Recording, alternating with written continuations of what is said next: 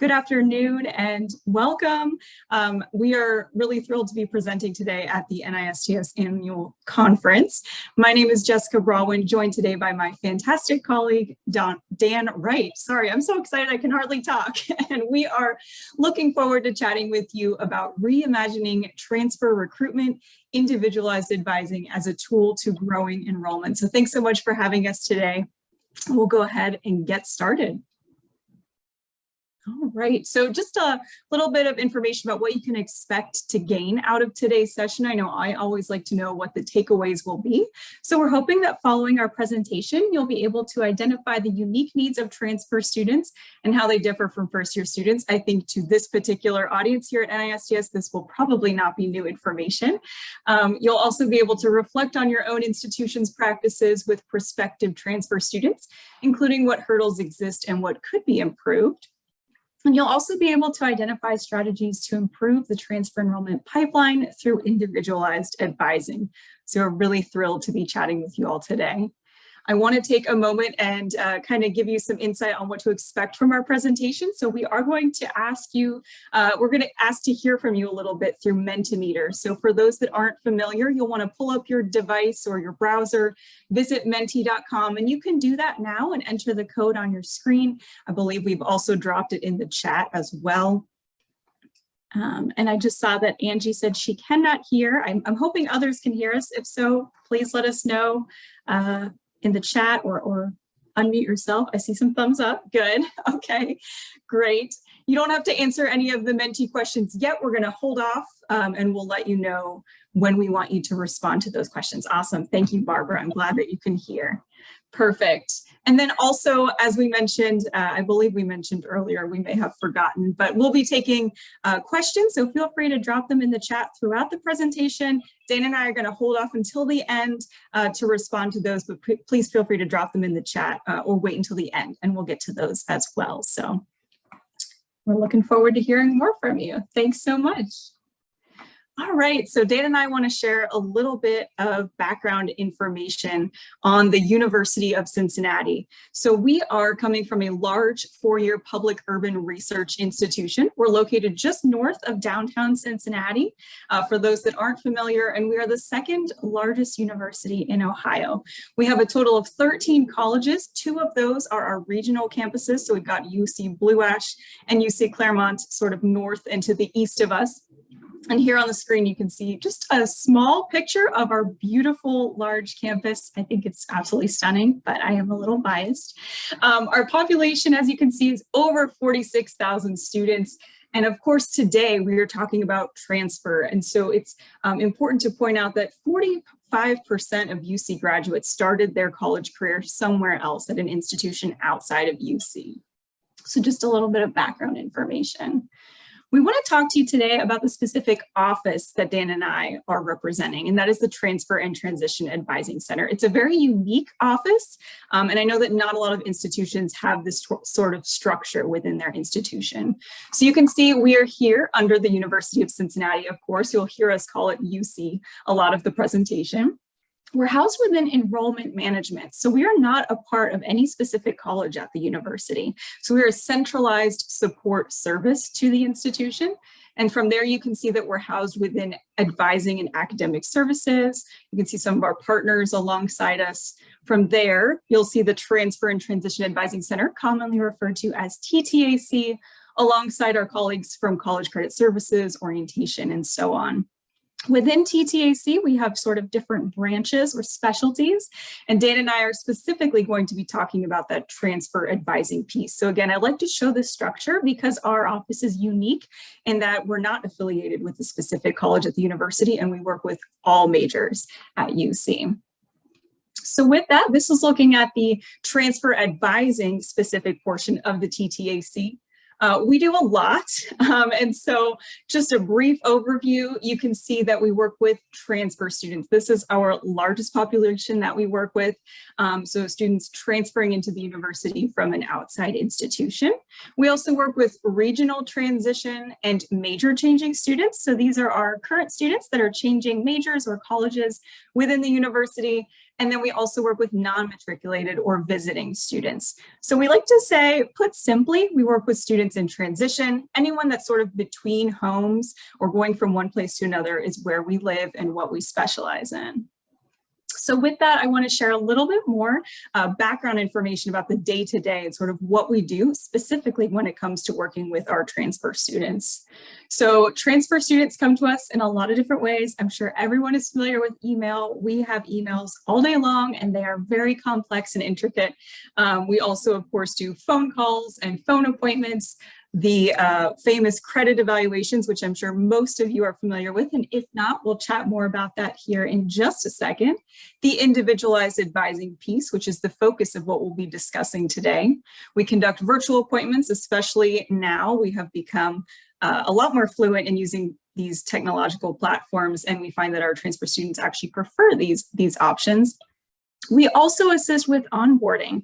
So we help transfer students feel more welcomed at UC, helping them feel a part of the Bearcat community and knowing kind of the next steps on what they need to do as they confirm and get started at the university.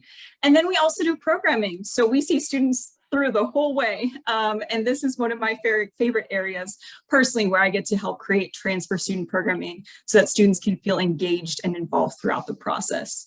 But again, for today's purposes, we're going to focus on the individualized advising piece and just how much that has an impact on our students in the university. So again, I mentioned the credit evaluation piece, and this is honestly my favorite piece to talk about as an academic advisor here in TTAC. So for those that are not familiar, when a student is meeting with us, sort of the difference between them finding out how their credits just transfer to university is that by meeting with us in that individualized session, they can learn how their credits apply to a major. So again, most of you may be familiar with the difference between transferability and applicability, but it's something that we talk about all day long. So this is just an example of an unofficial credit evaluation we would do for a student. And so here you can see on the left-hand side, we would plug in their credits from their former institutions. We can look those up in our database and give them an idea of how the credit will transfer. So this is using their unofficial transcripts or screenshots showing what classes they've completed. And so you can see this course is transferring as this and so on. But again, the more important piece or additionally important piece is that applicability component.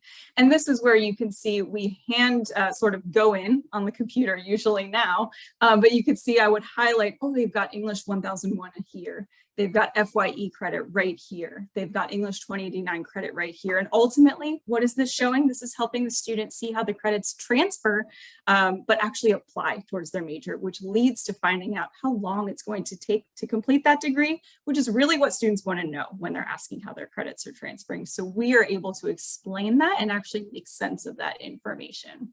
So with that, we have our first mentee question. I'm going to go ahead and stop sharing, and I see some people are already answering. Fantastic. What do you think is most important to prospective transfer students during the application process is that first question we have for you. So we'll give you a few minutes. For anyone that has just joined, feel free to go to mentee.com, enter that code up on the screen. Go ahead and answer that question. We've got some more later too, so don't worry if you miss this. Fantastic. So we're seeing credit applicability. Yep. Credit transfer credits, cost. Absolutely. I love these responses. They are coming in fast.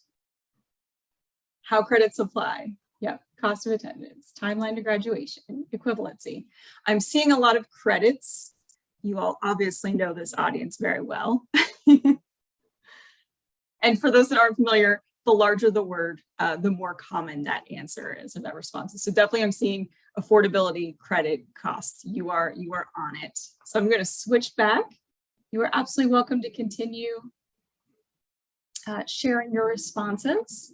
And with that, I'll actually pass it on over to Dan to talk a little bit more about what we've found out about the unique needs of transfer students.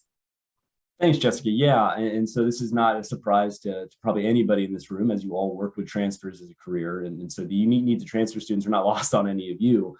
But I think it's important to recognize, how these unique needs kind of play off one another, because we saw a lot of terms in there about cost and timeline to graduation. But ultimately, understanding where transfer students are coming from is incredibly important when working with this population, right? Transfer students, they trend older. right? A lot of these students have part-time or full-time jobs. This doesn't fit into one category of all of these students, but just generally speaking, these students often have responsibilities outside of the classroom, right? Some of these students are going to have volunteer opportunities, again, part-time, full-time jobs. They might have families that they're taking care of, right? And so their only motivation is not just going to school. They often have a lot of things kind of pushing and pulling at them.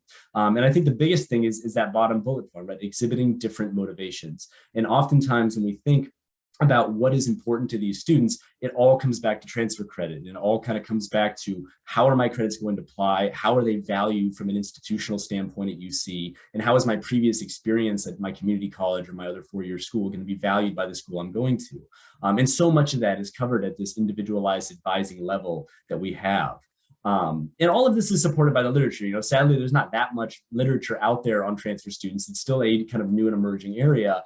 But when you look at the literature that does exist, this is all supported in there. Credit evaluation, applicability, all of those things are really in the playbook of what institutions can do well to support these students. And one of the things that I did for part of my research for my dissertation was to really talk about what are our own students wanting in this process? What do they care about? And so I threw a quick word cloud in here about we surveyed around 4,000 to 5,000 of our prospective applicants in the fall of 2020. And for those that responded, transfer credit was by and large the most frequent thing that they brought up. But as you all can imagine, transfer credit and how it applies is enormously important for everything else that a student's dealing with, right? It impacts the timeline to graduation. It impacts how they're perceived by the University of Cincinnati in terms of what we value of their credit. It has everything to come down to cost, right? I mean, what are they paying for that time that they're going to be spending at UC? And ultimately, kind of all of those concerns oftentimes come back to transfer credit. And it has nothing to do, there are certainly other factors that are important to transfer, and it's not to say that those aren't important. But one of the things that we've really zeroed in on here at UC is the impact that this initial credit evaluation, this individual advising appointment can really do for these students.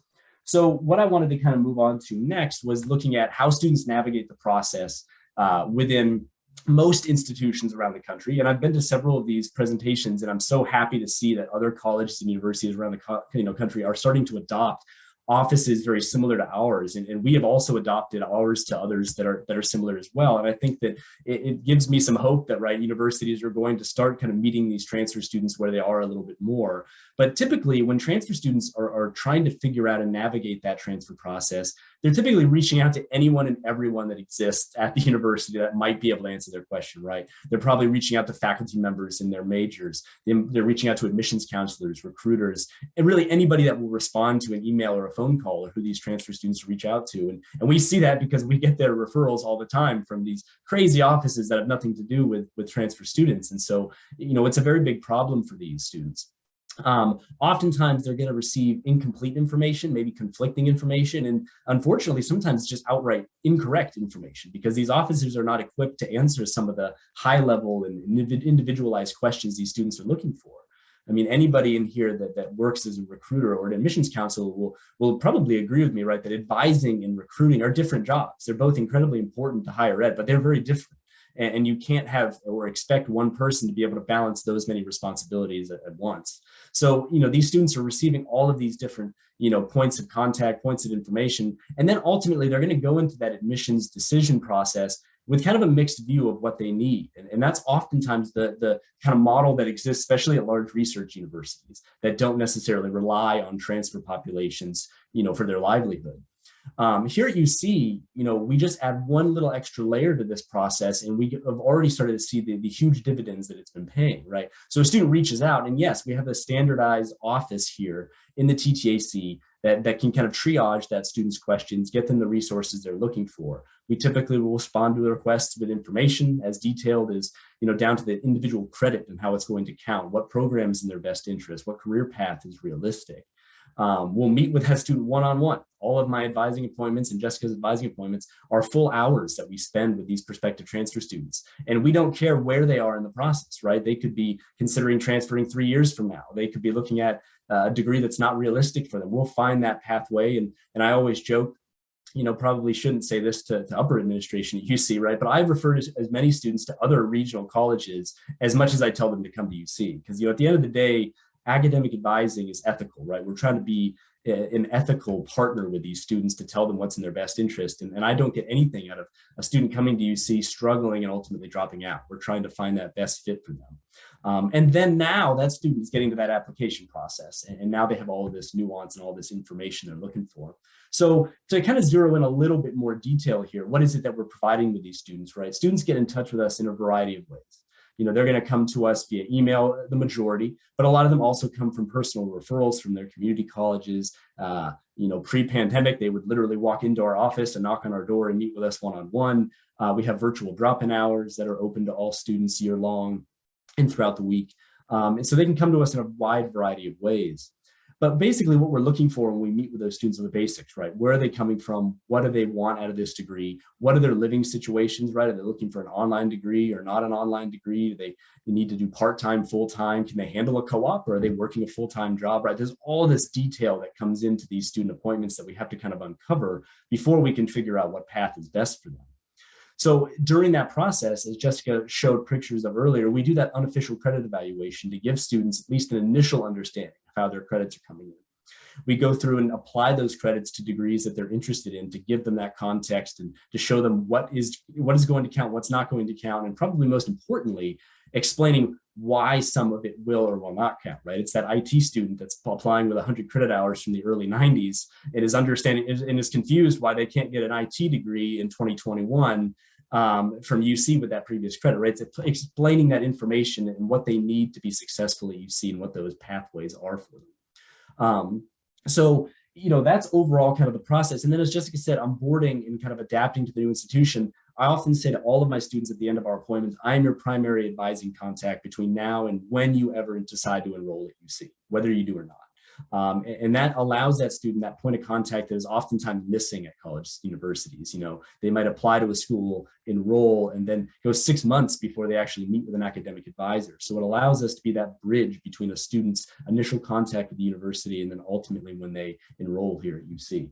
So I thought it would be beneficial at this point to move on to an actual case study that I worked with, and Jessica and I worked with the student as well. And so I'll pass it on to her so she can kind of follow one of these students through this process and what it looks like. Thanks so much, Dan. Yes, we want you to meet John. So we have changed his name to protect his privacy, but this is a true story, a real student that interacted with the TTAC. And so John reached out to our office in what appears to be a pretty simple email. So it looked something like this. He said, "Hi, I'm interested in transferring to UC. I have a couple questions. I have some credits and I'm interested in IT. Thanks." And that might sound simple enough, but again, without that individualized advising, we would not have known what John is bringing to the table. And so with that, we're going to go on to our next mentee question. Let me make sure I change the screen here. So in your experience, and I'm really curious here at NISTS to hear from you all, what are some examples of baggage that transfer students bring along their journey? Wow, that is big. First one out the gate. Some of them are definitely bringing kids. Trauma. Unfortunately, that is true. Work, jobs, 100%, housing instability, debt, multiple colleges, being burned, working full-time. Again, I am not surprised this group knows this population of students. I love to see that you all know who you're working with. Absolutely, work limitations, bad experiences, family, low GPA, financial, too many credits. You all are naming all of those elements. And again, you can keep adding to those. I appreciate your input. Frustration, employment, discouragement. Yes, all of it. You are correct, unfortunately. Not that all of the things that they're bringing are bad, but some of those things, of course, lots of credits and financial burdens are definitely baggage weighing on them. So back to John. After we heard from John, we reached out to him, as Dan said, asked for the basics. So asking for what schools have you attended? What type of credit do you have? How many credit hours? What are you interested in? What are your career goals? So we found out a little bit more information. So a little bit of background, John is 36 years old. He's married and has 2 kids. And then from there, we found out John has quite a bit of baggage that he's bringing along. He has over 80 hours of transfer credit from 3 different institutions, including military credit. So this is no simple email, as you can see. He works a full-time job and wants to continue working while he's enrolled in classes. He's interested in IT and is wanting to advance in his current career. That's why he wants this degree. He'd like to complete the degree as quickly as possible, as most students do, because nobody wants to be wasting their time or money, nor do we want them to. Wants to utilize as many credits as possible, of course. And he'd like the program to be fully online because he's living out of state. So as you can see from that individualized session, John is bringing so much more than we could have uncovered in just that email. We could have easily responded with a little bit more information, but we would have never known this and never been able to help him in the way that we were able to. So I want to kind of give you a little bit more information on his experience. So again, he reached out to TTAC. We asked for the basics. We sat down with him in a 1-hour appointment and discussed the difference between transferability and applicability. And this is where that individualized advising piece was golden, because we were able to talk to John and explain that the majority of his credits weren't going to count to our 5-year IT program. And while that would be really unfortunate, and another student would have just left at that point, would have left the university, not even applied, I should say, we were able to explain, based on our knowledge of all of our undergraduate programs, that there are other options out there for you. We were actually able to find an alternate program for John that he is much more happy with, which I will share with you in just a little bit. But we were able to explain to him how his credits might apply towards another degree, how he might be able to utilize more or all of his credits to get him to a specific career goal. And so with that, we discussed that in that 1-hour session. We continued to be there for John. He could email us, reconnect with us, as most students do as they're preparing to apply and during the application process. He submitted his application. He received his official credit evaluation, which he already knew what that would look like based on our meeting. He was offered admission, confirmed, and we were there along the way. And then, of course, we were there to help with the onboarding. He attended a transfer welcome event, met with his primary advisor. We could connect him with resources. So with that, I want to share John's journey. Where did he end up? And this is what I'm most excited about to share. So John went on to pursue the Bachelor of Interdisciplinary Studies. I think most schools have a similar type program. This is our most flexible program. We call it the BIS, and ultimately it allowed him to utilize all of his credits. He only needed to meet the minimum residency requirement, which was 30 hours at UC, and he can complete it fully online. But not only that, John went on to pursue the Master of Science in Information Technology. So he is achieving his degree in a shorter amount of time than he would have had he gone on for the bachelor's degree. And this is ultimately just, to me, the ultimate story, the ultimate UC alumnus. He's a Bearcat for life. It's a maximum amount of retention, highest return on investment, and just a win-win on all aspects, from John, for us, and for the university. And so I just love that, seeing that impact. And this is not exclusive to John. We see these kinds of stories all the time. And I'm going to pass it back over to Dan to talk more about that impact. Thanks, Jessica. Yeah, I'm affectionately known in our office as the numbers guy, right, or the data guy. And I'm a big believer in the kind of the quantitative side of what this looks like. It's not to denigrate or say that the qualitative information that I've seen in so many of the presentations this week is not important when understanding transfer students or how to understand how to drive change at universities. But in my experience, oftentimes we can sometimes get bogged down in some of those big picture ideas about how transfer students or the transfer student experience can be improved. And instead, I think I've had a lot more success in trying to drive some of that change by looking at the actual numbers and the ultimate kind of bottom line for enrollment management in the university writ large. So when I started at UC about 4 years ago, I remember very keenly in that interview being kind of terrified of taking a job in an office like this, largely because I was coming from a major university college, right? I was at the University of Kentucky as a primary advisor. So I had that typical caseload of 400 students. I was a psychology advisor. And so it was hard for me to imagine, what am I going to do every day in an office like the Transfer and Transition Advising Center, where I'm just kind of answering emails from students. I don't have a caseload. I don't have a set number of appointments or a priority registration date or anything like that that traditional advisors have. But I quickly realized how wrong I was as far as, assuming that there wouldn't be that much work. And I realized that what we weren't doing a very good job at in our office was defining the amount of work we were doing and defining the students we were working with. And so what I kind of started to look at was, how do we measure the amount of work that we're doing in the Transfer and Transition Advising Center? And really it came down to 3 categories. The first was, let's start identifying the unique students that we're meeting with. And oftentimes we look at identifying these students via appointments. And that's certainly the easiest way to do it, right? You meet with a student one-on-one or over the phone, and that is an advising appointment that's easily tracked in whatever system you have at your college or university. But how do you track the others that are not necessarily meeting with you one-on-one? So what we came up with was kind of a description of these touch points with these students. And these touch points were developed one of 3 ways. One was a face-to-face appointment or a virtual appointment or a phone appointment. So an actual scheduled appointment on our calendars. The second was a credit evaluation or applicability report, right? Jessica and I were spending an hour going through 100 credits and evaluating this stuff for 3 different degrees for a student. And then we'd send this off to them and they would take it on and ask a few follow-up questions, but we were not getting credit for any of that work, right? And what I quickly realized was close to 40% of the work we were doing in our office was not being tracked in any meaningful way. So we started identifying these touch points, this work that we were doing with these students. So we were getting full credit kind of for all of this work that we were doing. And by so doing that, I started tracking these individual students and where they went. And this is where the information really started to get interesting, because we started to kind of collect data on every unique student that was coming through our office and following them through their transfer process, how many were completing their applications and onward. So moving on from here, we started to understand what's important to measure. If we're thinking about enrollment management, what is most important to, the bottom line of enrollment management if they're going to invest in an office like ours. And so we looked at 3 different measures, and I want to make sure I define these for everybody here today, because these terms can vary quite wildly from school to school. And so I want to make sure you understand the context here at UC. So the first thing we looked at are submitted and completed applications. So at the University of Cincinnati, it doesn't take much to submit an application. A submitted application does not require any application fees. It doesn't require any transcripts or documents of any kind. Essentially, you create an account on our admissions website, you fill out some basic demographic info on what major you want, and you hit the submit button. That's it. So what we looked at was how many of the students we were meeting with who started an application or submitted that application went on to complete that application by sending all their transcripts, all of their fees and everything like that, which would constitute a completed application.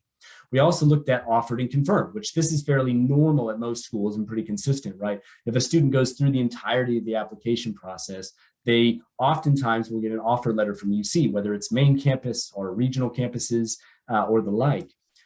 If they are offered that admission, then they can go on and actually confirm their intent to enroll at the University of Cincinnati. So that's that other definition, is what does confirmed mean? So confirming means they've paid that confirmation fee. They're going to get assigned an advisor, have a program built for them, and an email built for them, all of that stuff that really makes them an official student at UC, is that confirmation process. And so really the last category we see here, which is one that I think it turned out to be one of the more interesting ones we looked at, is how many students that start an application initially you see. So kind of get in that initial process, ultimately move on to enroll at the University of Cincinnati. And then how do our numbers, the students we work with, compare to the university numbers writ large? So the first one we'll look at here, and we've looked at 2 years of data. I'm starting to look at that 3rd year of data now, but we're starting to get a lot more confident in these numbers, is the submitted and completed applications. Students who are coming through our office are a lot more likely to complete their applications than students who do not filter through our office. So around 57 to 60% over the last 2 years of just students in general at the University of Cincinnati. And again, we're talking about 5,500 applications in a given fall semester, but about 57 to 60 on average complete that application. Those students that we have met with throughout the application process are around 90 to 92%. Are completing that application and ultimately getting that offer letter from UC for one of our colleges. The second chart that we'll look at are going to be offered and confirmed. And you'll notice these charts come together a lot more, and this is not surprising. A lot of schools will see these high confirmation rates. When a student has gone through the entirety of the process, they are much, much more likely to be intentional about wanting to confirm that admission and come to the university. So, here we see, yes, a small uptick in some of these percentages, but still, consistently, even as our office has grown over the last year or two, we are still seeing this very high level of confirmed students versus offered students. And then perhaps the most interesting area, and this is our last Menti question that we'll ask today: what percentage of students who start an application to the University of Cincinnati in general, right? So we're talking 5,000 to 6,000 applications. how many of the students who start an application to UC ultimately go on to confirm their enrollment at the University of Cincinnati? And so you'll see we have 4 categories for you to choose from for this question: 25 to 50, 50 to 75, 75 to 100, or 0 to 25. And so see where everybody kind of comes down here. I'm always very curious. We also shared this at the National Academic Advising Conference, and it was funny to me to see where some people fell in this realm who don't work in enrollment management and don't work in some of these fields and understand, what applications look like. So give it another few minutes here just to see what we get. Looks like most people are falling squarely somewhere in that 25 to 75% range. It looks like, yeah, those are pretty tied. So yeah, you guys are pretty close. And Jessica, you can go ahead and hit back because I want to make sure we can get through this one and kind of move on. But what we've noticed here over the last 2 years is somewhere around 37 to 39% of students at the University of Cincinnati that do not come through our office are starting an application, but ultimately not going on to enroll at the University of Cincinnati for whatever reason. There's a lot of kind of confounding variables with these numbers. And, those are the things that keep me up at night when I'm working to publish this dissertation, are the things that, students are thinking about during this process and what impact our office has versus just, these students being, having a higher propensity to confirm in general. But it's hard to ignore a number like 73% that our office has been seeing over the last 2 years. And I think the thing that's quite, even more eye-popping here is that between 2020 and 2021, our office almost doubled the number of students that we worked with on an individual basis. And despite that huge increase in students, we still maintain that 73% of the students that come through our office are going on to enroll at the University of Cincinnati if they even start an application. And so, this is really kind of leaning on, and Jessica, you can go on to the next slide here, about kind of the accidental success of our office. As Jessica described earlier, we wear a lot of hats. We work with students in transition. That means major change students, non-matriculated students. We do senior audit students, so students who are 60 plus years old and want to come and take courses for free here at UC. We do that as well. And we were largely invented as a support network for the other advising colleges at UC, but almost by accident, what we found out we do incredibly well is we're an incredibly valuable recruitment tool to increase transfer enrollment at UC. And those are the numbers that we've been sharing with our enrollment management leaders. And I'm happy to say it's been, it's had a huge impact in allowing our office to grow over the last year. We've added 3 more advisors over the last 6 months. And this is going to allow us to really take the next step to partner with our marketing and communication team to funnel more students to our office to meet with a larger share of the transfer population. Because right now, we're only able to meet with so many people. We're four advisors at this point, right, before we've expanded. And you're asking us to have these individualized relationships, not with just 5,500 applicants who are applying, but all of those students who aren't applying yet, right? I mean, how many of these students that are on our caseloads and in our emails right now that are at maybe Sinclair Community College or Cincinnati State working towards an associate degree and are 2 or 3 years away from applying? So you have to think about the scale of what we're talking about and what we're working with. But we really have to think about admissions, and I'm really happy that our admissions office has really started to come around to this idea of looking at yield versus applicant numbers. Because oftentimes in higher ed, the gut reaction to increasing enrollment is to market. And I always talk to our admissions folks all the time and say, hey, transfer students don't care about lazy rivers. They don't care about rock climbing walls. They frankly don't care that UC made the college football playoff. But at the end of the day, what they care about is going to be how their transfer credits coming in. Is UC the best fit for them? Is the major, going to allow them to get to the career that they care about, right? All of those things are going to be what transfer students care about. And now UC has started to put together a marketing campaign that reflects that. You're going to see marketing materials from UC in the next few years that says, come and meet with an individualized academic advisor to kind of tailor your journey at UC, right? Which is something that is so much more refreshing than simply throwing pictures of UC's beautiful campus up there and assuming students are just going to flock to us like that. So it's comparing that yield versus applicant numbers. These students are already interested in UC, so let's give them the resources that they're looking for. And then obviously, looking at the investments that we have to have. I mean, frankly, an office like our size won't be able to meet all of the students that we're talking about. But if we can start meeting with 30, 40, 50% of these prospective applicants during that application process, I do genuinely believe UC can really increase that yield number significantly while also really serving these students and giving them that ethical advising that they need during this process. Because as we all talked about, transfer is an incredibly difficult time in students' lives oftentimes. It's not always driven by yeah, this is a flashier campus. It's oftentimes driven by hardships that they might have at their current institution. You know, that's something we really have to look at. So I'm going to stop puttering on a little bit. My cat is also very trying extremely hard to get into this room right now. She's got both paws underneath the door trying to get in. But I wanted to make sure we had some time to kind of field some questions. I've been kind of watching them as they've been coming in. And please feel free to throw some in there. I know we had some initial questions, Jessica. I just wanted to throw out real quick about referrals to our office and things like that. We do have an intake form. It's plastered on our website that collects exactly the information that a lot of you were speaking to in those first early questions, which was, you know, what is, you know, are you a part-time, full-time student? What program do you want? We force them to attach unofficial transcripts to that intake form because oftentimes if we don't get that, there's very little we can do. So we definitely have that intake information.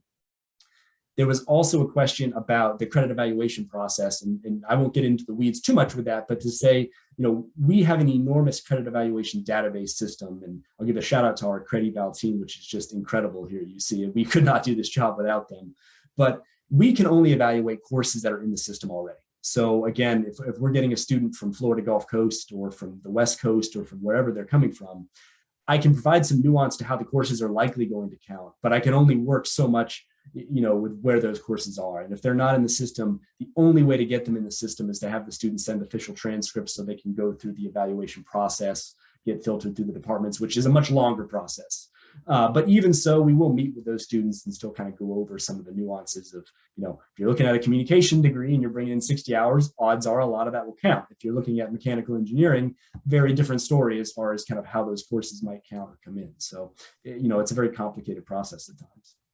Yeah, Dan, I was just going to add to that response that with the individualized advising piece, if we can't find their credits in the system, we can't find equivalencies with that preliminary evaluation, we can at least explain it to them. And that's, again, where having that advising component allows us to explain what's happening when their credits are showing as, you know, they're not going to transfer. I'm not finding them in transferology. We can reassure them and let them know we can find out how those credits will transfer. Here's what you need to do. You need to proceed with applying. So it's, again, just that element of being able to explain throughout the process.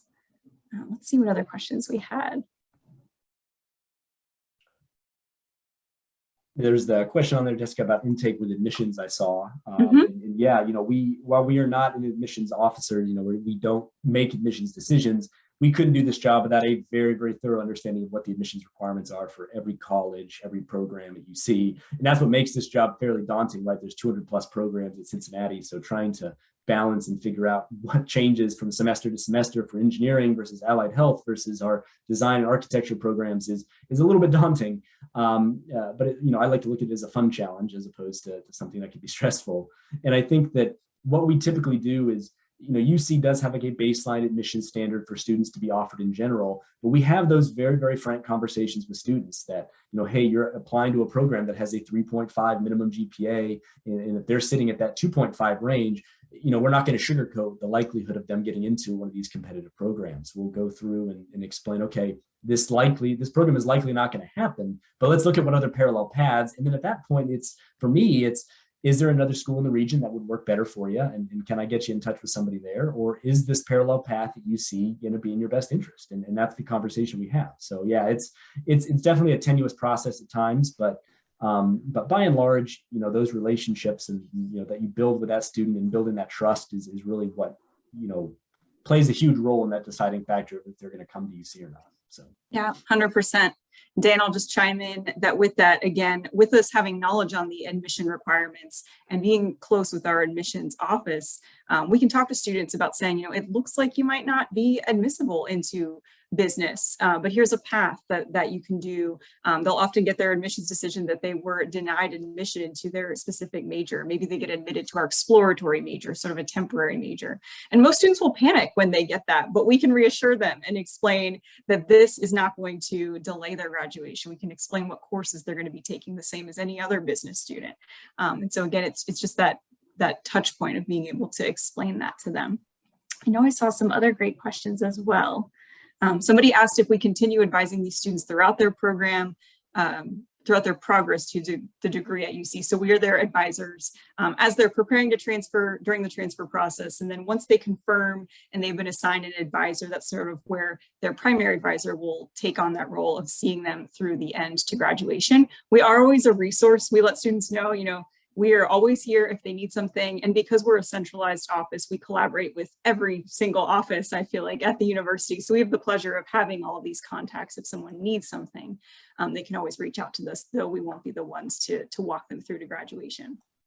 There's a question there too. I think the first part of that question was asking about the total number of inquiries that we have, right? This is, these numbers, this is what's so hard to track, right? Is how many inquiries, because they come in from so many different areas. And, yes, if they submit the form on our website, that's very easy to track, right? But if they come over email or they just call one of my student workers and end up taking 45 minutes of my day on transfer questions like that in the middle of the day, how do you track that stuff? So that's that, we do have a collective tracking sheet that all the advisors, regularly submit every week, basically, on all the contacts and inquiries we have.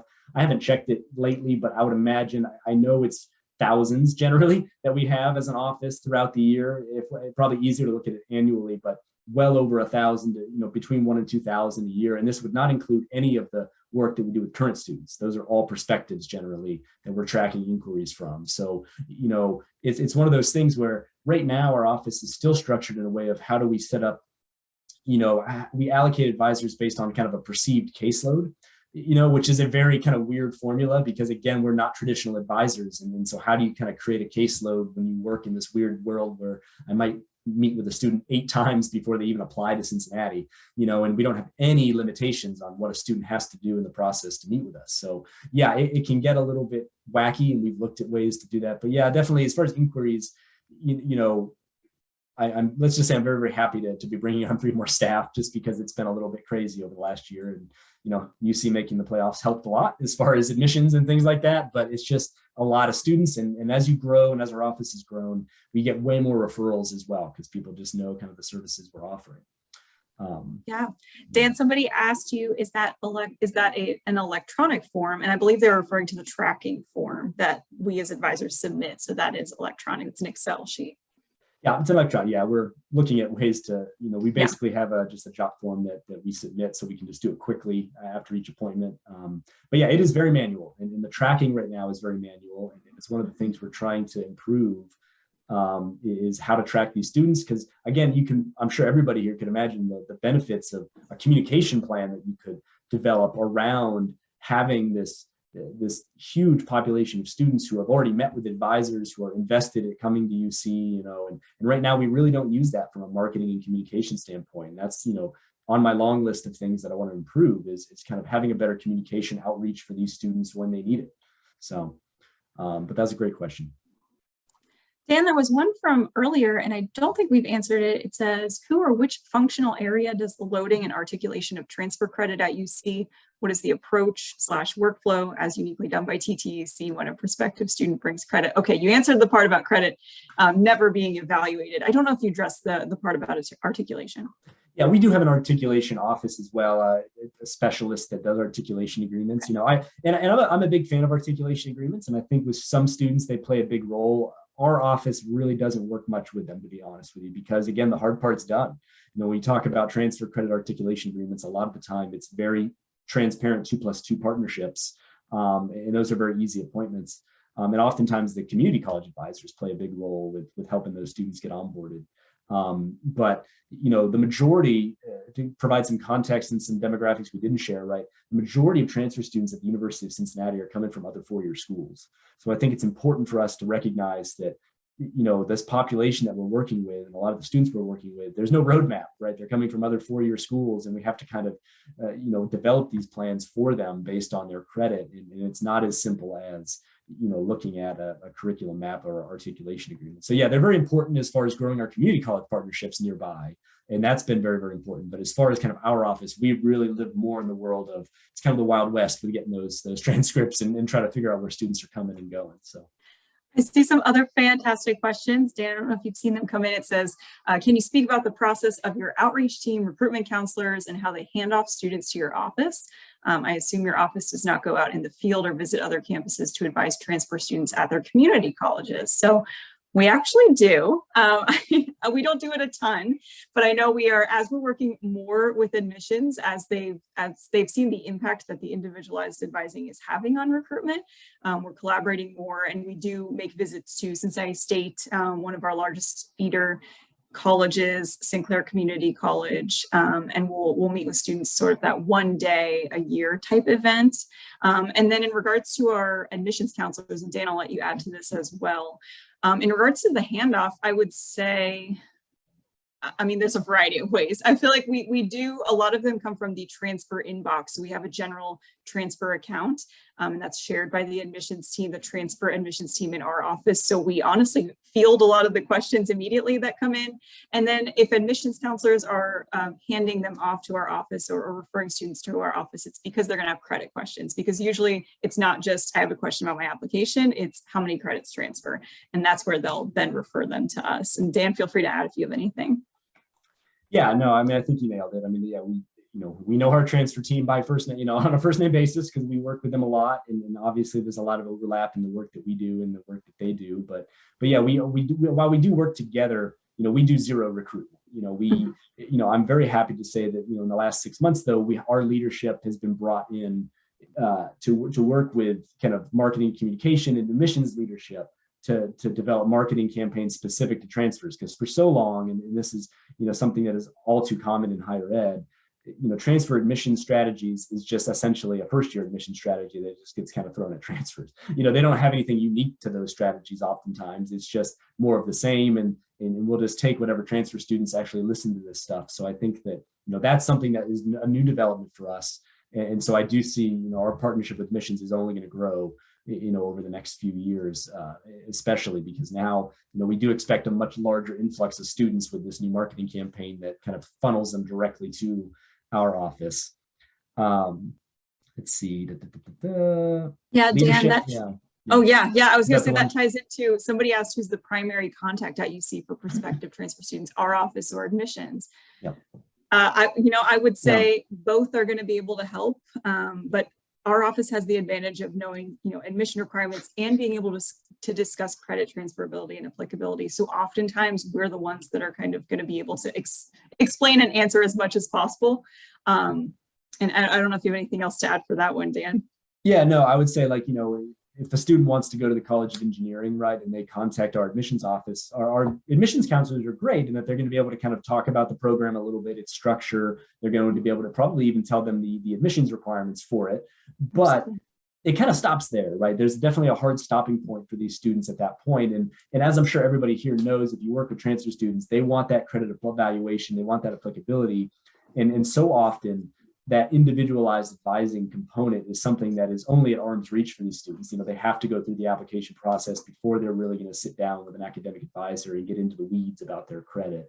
And so I think that's the biggest thing that we offer to these students is we will sit down with them. We will go over the credits. We'll go over the career paths, all of that stuff. No questions are really off the table. And we always joke with our student workers when we hire and train them that anything and everything will come through our office as far as questions, because transfer students have a lot of things that are going on, and we kind of serve as that front door for them oftentimes. So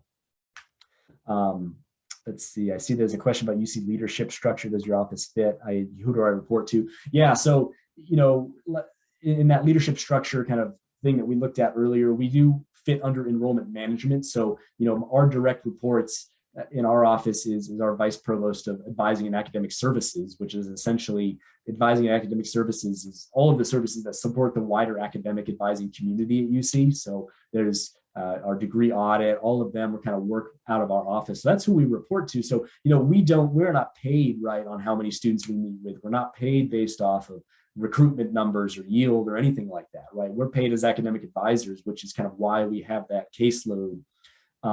That's why they look at us from a caseload perspective as far as how many advisors we need for our office. So we kind of live in that weird limbo, right, where we are academic advisors, but we also are keenly aware that we work within that structure of enrollment management, and a lot of their strategies are going to directly impact our office. So yeah, it's definitely a kind of an interesting setup for us. But at the end of the day, we're academic advisors, and so we report to the academic advising community, writ large. But Yeah, I think that was, any other questions, Jessica, that you saw, or any last minute I things? don't think so. If we're missing anything, please feel free. We're happy to stay a few more minutes and answer any questions anyone has. Otherwise, we definitely have enjoyed speaking with you all. We love these questions. We love sharing about the work that we do and how it impacts our students in the university. So thanks so much for joining us and having us NISTS. But again, if you have more questions, we are happy to stick around for a few.